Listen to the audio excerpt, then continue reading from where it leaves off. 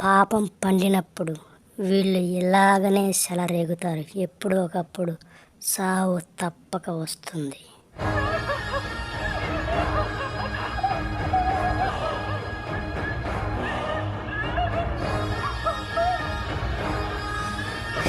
ఇలాంటి వారిని ఏమి చేయాలి?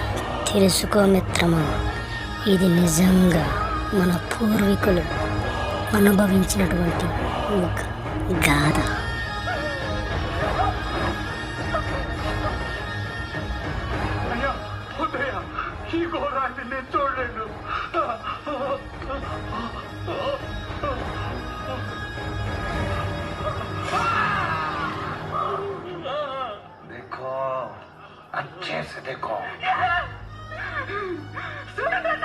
ఇది నిజంగా జరిగినటువంటి యథార్థ గాథ.